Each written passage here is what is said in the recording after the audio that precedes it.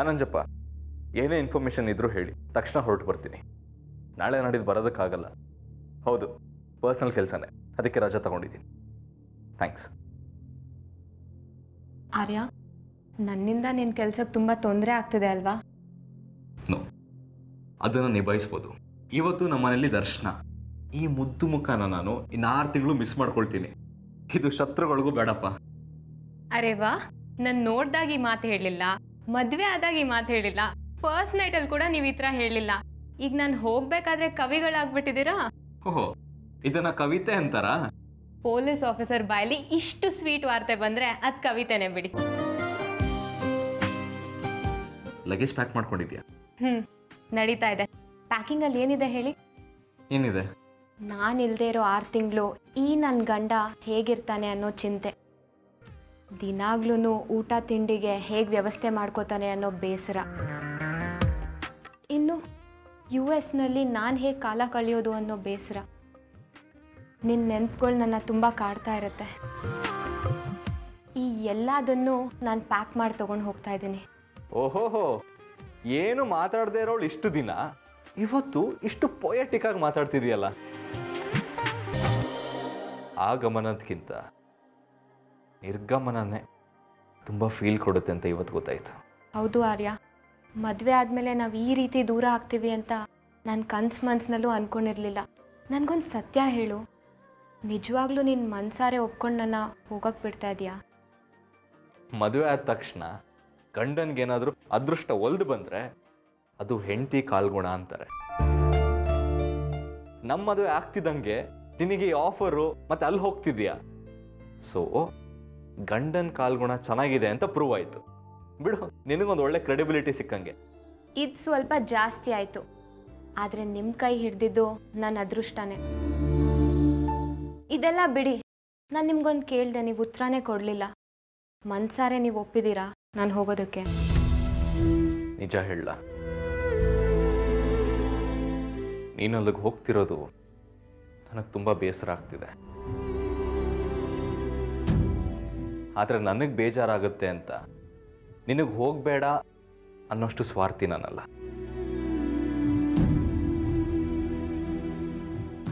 ನಿಂಗೆ ಒಳ್ಳೆ ಫ್ಯೂಚರ್ ಇದೆ ಅಂದರೆ ಅದಕ್ಕೆ ಬೆಂಬಲ ಕೊಟ್ಟು ಸಪೋರ್ಟ್ ಮಾಡೋದು ನನ್ನ ಕರ್ತವ್ಯ. ಆಗಲೇ ಒಳ್ಳೆ ಗಂಡ ಅನ್ಸ್ಕೊಳ್ಳೋದು. ಏ ಆರ್ಯ, ಇಷ್ಟು ದಿನ ನೀನೊಬ್ಬ ಒಳ್ಳೆ ಪೊಲೀಸ್ ಆಫೀಸರ್ ಆಗಿದೆ, ಈಗ ಒಳ್ಳೆ ಗಂಡ ಹೌದೋ ಅಲ್ವೋ ನೋಡ್ತೀನಿ ಅಂತ ದೇವರು ನನ್ನ ಮುಂದೆ ಅಗ್ನಿ ಪರೀಕ್ಷೆ ಒಂದಿಟ್ಟಿದ್ದಾನೆ. ನಿನ್ನ ಫ್ಯೂಚರ್ ಬೆಳೆಯೋದಕ್ಕೆ ಈ ಥರ ಒಂದು ಅಗ್ನಿ ಪರೀಕ್ಷೆ ಅಲ್ಲ, 10 ಬಂದ್ರೂ ನಾನು ಎದುರಿಸ್ತೀನಿ, ಗೆಲ್ತೀನಿ. ನಾನು NRI ಅಲ್ಲ, ಅಮೆರಿಕಾ ರಿಟರ್ನು ಅಲ್ಲ, ಸ್ವಾತಿ ಅಷ್ಟೇ. ಏನೋ ಒಂದು.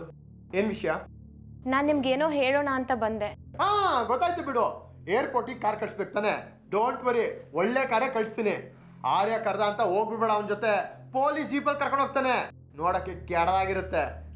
ಎಲ್ಲರೂ ನಿನ್ನ ಅಪರಾಧಿ ಅನ್ಕೊಂಡ್ಬಿಡ್ತಾರೆ. ಆದಿ, ಜೋಕು ಸಾಕು. ಅವಳೇನೋ ಹೇಳಕ್ ಬಂದಿದ್ದಾಳೆ, ಏನಂತ ಕೇಳು. ಹಾ, ಹೇಳಮ್ಮ. ನಿರೋಷಾ, ನಾನು ನಿನ್ನ ಹತ್ರ ಒಂದು ಮುಖ್ಯವಾದ ವಿಚಾರ ಮಾತಾಡಬೇಕು.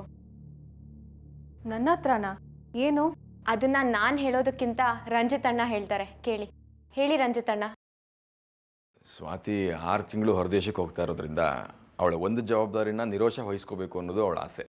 ಅವಳ ಜವಾಬ್ದಾರಿ ಅಂದ್ರೆ ಮನೆ ಕೆಲ್ಸನಾ? ಅದನ್ನ ನೋಡ್ಕೋತೀನಿ ಬಿಡು. ಅದೆಲ್ಲ ನಿರೋಷ, ಅವಳ ಕಂಪ್ನಿ ಇದೆಯಲ್ಲ, ಸಾಫ್ಟ್ವೇರ್ ಕಂಪ್ನಿ, ಅದ್ರ ವಿಷಯ. ಅದಾ ಶೀತಲ್ ಮೋನಲ್ಲಿ ನೋಡ್ಕೋತಾರಲ್ವಾ? ಅವರು ಕೆಲಸಕ್ಕೆ ಅಂತ ಇರೋರು, ಅವ್ರು ಓನರ್ ಆಗೋಕ್ಕಾಗಲ್ಲ ಅಲ್ವಾ? ಇದನ್ನ ಅವ್ರಿಗೆ ಒಪ್ಸೋದು ಸರಿಯಲ್ಲ. ಅದಕ್ಕೆ ಓನರ್ಶಿಪ್ನ ನಿರೋಷನೇ ನೋಡ್ಕೋಬೇಕು ಅನ್ನೋದು ಅವಳ ಆಸೆ. ಏ ಬೇಡ ಬೇಡ ಬೇಡ, ನನ್ನ ಟ್ರಾವೆಲ್ಸ್ ಅಕೌಂಟ್ಸ್ ಆಲ್ರೆಡಿ ನೋಡ್ಕೋತಾಳೆ ನೀಳು, ಅದ್ರ ಮೇಲೆ ಇದಾ? ಕಷ್ಟ ಆಗುತ್ತೆ, ಬೇಡ ಪಾಪ. ಇಲ್ಲ, ನಿರೋಷ ಎರಡೂ ನೋಡ್ಕೋಬಹುದು. ಇದನ್ನ ನೋಡ್ಕೊಂಡ್ರೆ ದುಡ್ಡು ಸಿಗುತ್ತೆ, ಜೊತೆಗೆ ಸ್ವಾತಿ ಥರ ಸಾಫ್ಟ್ವೇರ್ ಬಗ್ಗೆ ತಿಳ್ಕೊಬಹುದು. ಅರೆ, ದುಡ್ಡು ಸಿಗುತ್ತೆ ಅಂತ ಗೊತ್ತಿಲ್ದಿರ ಕೆಲಸ ಮಾಡೋಕ್ಕಾಗುತ್ತಾ? ಇಲ್ಲಿ ಕೆಲಸ ಕಲ್ತು ಸಾಫ್ಟ್ವೇರ್ ಕಂಪ್ನಿಲಿ MD ಸೀಟ್ ಸಿಗುತ್ತೆ ಅಂತ ಆಸೆ ತೋರಿಸ್ತಾ ಇದ್ದೀರಾ? ಏನು ಬೇಡ, ಬೇರೆಯವ್ರಿಗೆ ವಹಿಸಿ. ಆದಿ, ಅವಸರ ಯಾಕೆ ಪಡ್ತೀಯಾ? ಇವ್ರು ಇಷ್ಟೆಲ್ಲ ಹೇಳ್ತಿದಾರ ಅಂದಮೇಲೆ ಅದ್ರ ಬಗ್ಗೆ ಯೋಚನೆ ಮಾಡೋದು ಒಳ್ಳೇದನ್ಸುತ್ತೆ. ನಾವು ನಾಟಕದವರು ಇಲ್ಲಿ ಎಷ್ಟು ದಿನ ಇರ್ತೀವಿ ಅಂತ ನಮಗೆ ಗೊತ್ತಿಲ್ಲ. ನಾಟಕ ಮುಗಿದ್ಮೇಲೆ 1 ನಿಮಿಷ ಇಲ್ಲಿ ಇಟ್ಕೊಡಲ್ಲ, ಓಡಿಸ್ಬಿಡ್ತಾರೆ. ಅಂಥದ್ರಲ್ಲಿ ಯೋಚನೆ ಮಾಡೋದ್ರಲ್ಲಿ ಏನಿದೆ? ಆದಿಭಾವ, ಪ್ಲೀಸ್ ಈ ರೀತಿ ಎಲ್ಲ ಮಾತಾಡಬೇಡಿ. ನೀವು ಪರ್ಮನೆಂಟಾಗಿ ಇಲ್ಲಿ ಇರಬೇಕು ಅನ್ನೋದೇ ನನ್ನ ಆಸೆ. ನೋಡು ಆದಿ, ಅವ್ರು ಇಷ್ಟೊಂದು ಹೋಪ್ಸ್ ಇಟ್ಕೊಂಡು ಮಾತಾಡ್ತಿದ್ದಾರೆ.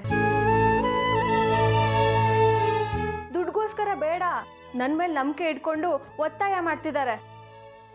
ಅಣ್ಣ, ಸ್ವಾತಿಗೋಸ್ಕರ ನಾನು ಇದನ್ನ ಒಪ್ಕೋತೀನಿ. ನಿರೋಷ, ಆದಿ ಪ್ಲೀಸ್. ನಿನ್ನಿಷ್ಟ. ಥ್ಯಾಂಕ್ಸ್ ನಿರೋಷ. ನೀನು ಅದಕ್ಕೆ ಯಜಮಾನಿ ಆದರೆ ಯಾರಿಗೂ ಟೆನ್ಷನ್ ಇರಲ್ಲ. ಹಾಂ, ಸ್ವಾತಿಗೋಸ್ಕರ ಇಷ್ಟು ಮಾಡೋಕ್ಕಾಗಲ್ವಾ? ಟ್ರಾವೆಲ್ಸ್ನಲ್ಲಿ ಎಷ್ಟೇ ಬ್ಯುಸಿ ಇದ್ರೂ ಇದಕ್ಕೋಸ್ಕರ ಸಮಯ ಹೊಂದಿಸಿ ಚೆನ್ನಾಗಿ ನೋಡ್ಕೋತೀನಿ. ಅಬ್ಬಾ, ನನ್ನ ಮೇಲಿದ್ದ ಭಾರ ಕಳೀತು. ತುಂಬ ಥ್ಯಾಂಕ್ಸ್. ಆದರೆ ಈ ವ್ಯವಹಾರ ಸಂಬಂಧಪಟ್ಟಿದ್ದ ಡೀಟೇಲ್ಸ್ ಎಲ್ಲ ನಂಗೆ ಕೊಡು. ಎಲ್ಲ ನಿನ್ನ ಹೆಸರಲ್ಲೇ ಇರೋದ್ರಿಂದ ಡಾಕ್ಯುಮೆಂಟ್ಸ್ಗಳಿಗೆ ನಿನ್ನ ಸಿಗ್ನೇಚರೇ ಬೇಕಾಗತ್ತೆ. ಪರವಾಗಿಲ್ಲ, ನಾನು ಡಾಕ್ಯುಮೆಂಟ್ಸ್ ಕೊರಿಯರ್ ಮಾಡ್ತೀನಿ, ನಿನ್ನ ಸಿಗ್ನೇಚರ್ ಮಾಡಿ ಕಳಿಸು. ಆದರೆ ಹೀಗೆ ಮಾಡೋದ್ರಿಂದ ತುಂಬ ಟೈಮ್ ವೇಸ್ಟ್ ಆಗುತ್ತೆ. ಪರವಾಗಿಲ್ಲ, ನಾನೆಲ್ಲ ಮ್ಯಾನೇಜ್ ಮಾಡ್ತೀನಿ. ಅಯ್ಯೋ, ಅದೆಲ್ಲ ರಗಳೆ ಬೇಡ ಅಂತಾನೆ ಓನರ್ಶಿಪ್ನ ನಿನ್ನ ಹೆಸರಿಗೆ ಬರಿತೀನಿ. ಅದನ್ನು ನೀನೇ ನೋಡ್ಕೋಬೇಕು.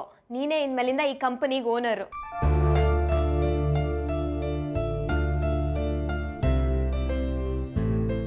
ನಾನು ಬರೋವರೆಗೂ ಈ ಕಂಪನಿ ಓನರ್ ನೀನೇ. ಹಾಂ ನಿರೋಷ, ಇವಳು ಬರೋವರೆಗೂ ಲೀಗಲಿ ನೀನೇ ಓನರ್ ಆಗಿರ್ತೀಯ ಕಂಪ್ನಿಗೆ. ಅವಳು ಬಂದ ಮೇಲೆ ಬಿಟ್ಕೊಟ್ರೆ ಆಯಿತು. ಅಷ್ಟೇ ತಾನೇ? ಪರವಾಗಿಲ್ಲ, ನಿಮ್ಗೆ ಹೇಗೆ ಅನ್ಸುತ್ತೋ ಹಾಗೆ ಮಾಡಿ, ನನಗೇನು ಅಭ್ಯಂತರ ಇಲ್ಲ. ಸರಿ, ಹಾಗಾದರೆ ರಂಜಿತಣ್ಣ, ಆ ಡಾಕ್ಯುಮೆಂಟ್ಸ್ಗೆಲ್ಲ ಸೈನ್ ಮಾಡಬೇಕು. ಬನ್ನಿ. ನಿರೋಷ, ಎಲ್ಲ ರೆಡಿ ಆದ್ಮೇಲೆ ತಿಳಿಸ್ತೀನಿ ನಿನಗೆ. ನೀನು ಬಂದು ಸೈನ್ ಹಾಕ್ಬಿಡು. ಓಕೆ?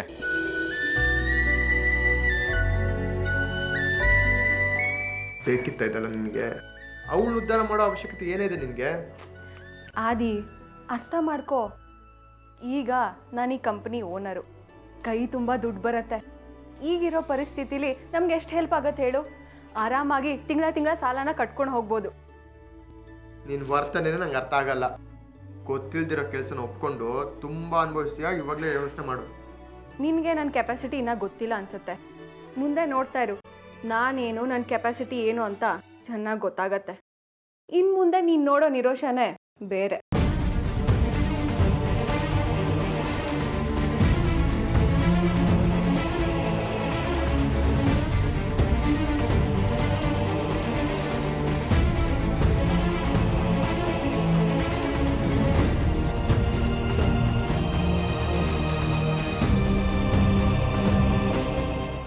ಒಂದು ನಿಮಿಷ. ಸಹಿ ಹಾಕಕ್ಕೆ ಮುಂಚೆ ಎಲ್ಲ ಕರೆಕ್ಟಾಗಿದೆಯಾ ಒಂದ್ಸಲ ನೋಡು. ರಂಜಿತಣ್ಣ, ಹೀಗೆ ಮಾತಾಡಿ ನನ್ನ ವಿಶ್ವಾಸಕ್ಕೆ ಅವಮಾನ ಮಾಡಬೇಡಿ. ನೀವು ರೆಡಿ ಮಾಡಿರೋದು ಲೆಟರು ಅಂದಮೇಲೆ ಸರಿಯಾಗೇ ಇರುತ್ತೆ. ನೀವು ಎಲ್ಲಿ ಸೈನ್ ಹಾಕು ಅಂತಿರೋ ಅಲ್ಲಿಗೆ ನಾನು ಸೈನ್ ಮಾಡ್ತೀನಿ. ಅಷ್ಟು ನಂಬಿಕೆ ಇದೆ ನನಗೆ ನಿಮ್ಮ ಮೇಲೆ. ನೋಡು, ಇಲ್ಲೇ ತಪ್ಪು ತಿಳ್ಕೊತಾ ಇರೋದು ನೀನು.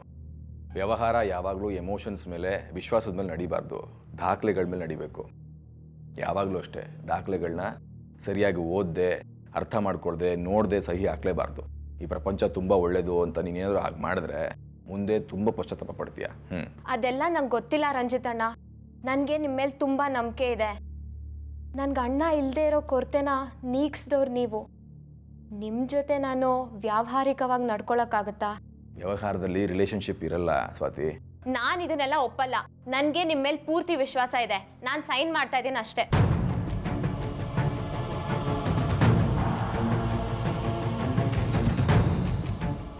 ಯಾಕೆ ನಿಲ್ಲಿಸ್ಬಿಟ್ಟೆ? ಓದ್ತೀಯಾ? ಇಷ್ಟು ದಿನ ಈ ಬಿಸ್ನೆಸ್ ನಂದು ಅಂತ ಹೆಮ್ಮೆ ಆಗಿತ್ತು. ಸೈನ್ ಹಾಕಿದ ತಕ್ಷಣ ಇದು ನಂದಾಗಿರಲ್ಲ ಅಲ್ವಾ ರಂಜಿತಣ್ಣ? ಅದಕ್ಕೋಸ್ಕರ ಯಾಕೋ ತುಂಬ ಬೇಜಾರಾಗ್ತಿದೆ. ಏನೋ ಕಳ್ಕೊತೀನಿ ಅನ್ನೋ ಫೀಲಿಂಗ್ ಬರ್ತಿದೆ. ಸ್ವಾತಿ, ಈ ಕಂಪ್ನಿ ಯಾವತ್ತಿದ್ರೂ ನಿಂದೇನೆ. ನೀನು ಬರೋವರೆಗೂ ಮಾತ್ರ ಅವಳ ಹೆಸರಲ್ಲಿ ಇರುತ್ತೆ. ಬಂದ ಕೂಡಲೇ ಎಲ್ಲ ನಿಂದೇನೆ. ಏನೇನು ಕಳ್ಕೊಂಡಿದ್ಯೋ ಎಲ್ಲ ವಾಪಸ್ ಸಿಗುತ್ತೆ. ಯೋಚನೆ ಮಾಡಬೇಡ, ಆಯಿತಾ?